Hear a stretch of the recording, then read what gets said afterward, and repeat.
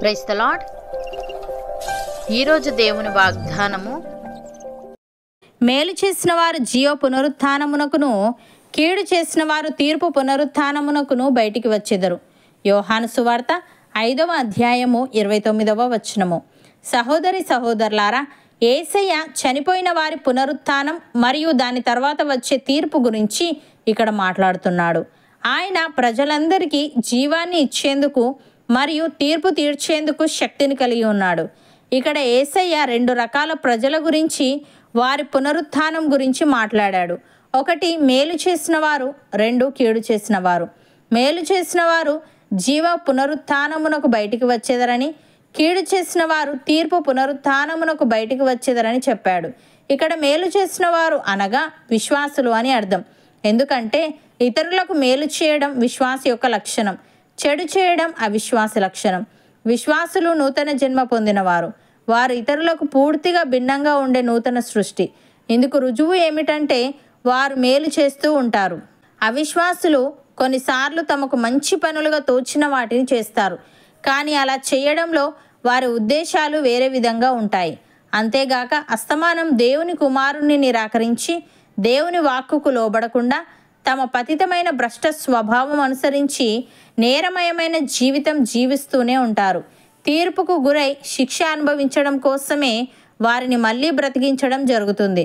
విశ్వాసులు నిత్య జీవాన్ని అనుభవించేందుకు లేస్తారు.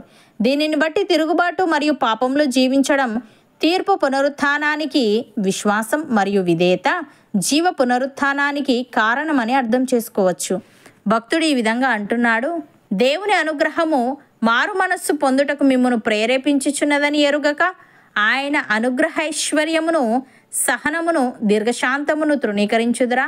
మీ కాఠిన్యమును, మార్పు పొందని మీ హృదయమును అనుసరించి ఉగ్రత దినమందు, అనగా దేవుని న్యాయమైన తీర్పు బయలుపరచబడు దినమందు మీకు మీరే ఉగ్రతను సమకూర్చుకొనుచున్నారు. ఆయన ప్రతివానికి వాని వాని క్రియల చొప్పున ప్రతిఫలం ఇచ్చును. సత్క్రియను ఓపికగా చేయించు, మహిమను, ఘనతను, అక్షయతను వెతుకువారికి నిత్య జీవమునిచ్చును. అయితే భేదములు పుట్టించి సత్యమునకు లోబడక దుర్నీతికి లోబడు వారి మీదికి దేవుని ఉగ్రతయు రౌద్రమును వచ్చును అని. ప్రియులారా, మోసపోకుడి. దేవుడు వెక్కిరింపబడడు. మనుష్యుడు ఏమి విత్తునో ఆ పంటనే కోయును.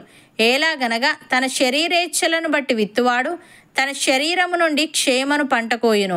ఆత్మను బట్టి విత్తువాడు ఆత్మ నుండి నిత్యజీవమును పంట కోయును. మనము మేలు చేయుటయందు విసుకకయుందము, మనము అలయక మేలు చేసితిమేని తగిన కాలమందు పంట కోతుము. అపోస్తలుడైన పేతురు ఈ విధంగా అంటున్నాడు: ఆశీర్వాదమునకు వారసులౌటకు మీరు పిలువబడితిరి గనుక కీడుకు ప్రతి కీడైనను, దూషణకు ప్రతి దూషణ అయినను చేయక దీవించుడి.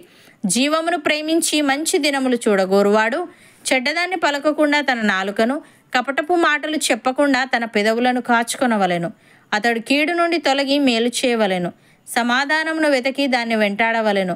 ప్రభు కన్నులు నీతిమంతుల మీదను, ఆయన చెవులు వారి ప్రార్థనల వైపునను ఉన్నవి గాని ప్రభు ముఖము కీడు చేయి వారికి విరోధముగా ఉన్నది అని. సహోదరి సహోదరులారా, మీకు బుద్ధి చెప్పుచున్న వానిని నిరాకరింపకుండానట్లు చూచుకొనుడి. వారు భూమి మీద నుండి బుద్ధి చెప్పిన వానిని నిరాకరించినప్పుడు తప్పించుకొనకపోయిన ఎడల, పరలోకము నుండి బుద్ధి చెప్పుచున్న వానిని విసర్జించు మనము తప్పించుకొనకపోవటం మరి నిశ్చయము గదా.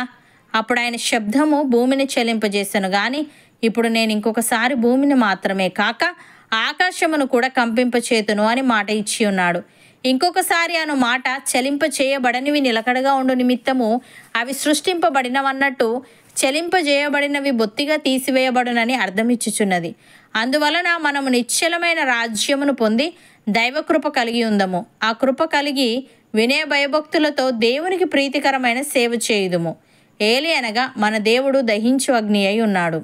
అవును అన్నవారు నాతో పాటు ప్రార్థనలో ఏకీభవించండి.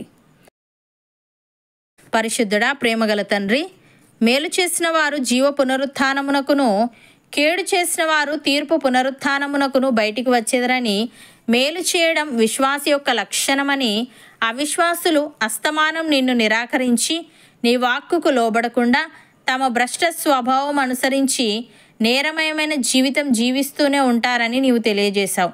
తండ్రి, నీకు స్తుతులు.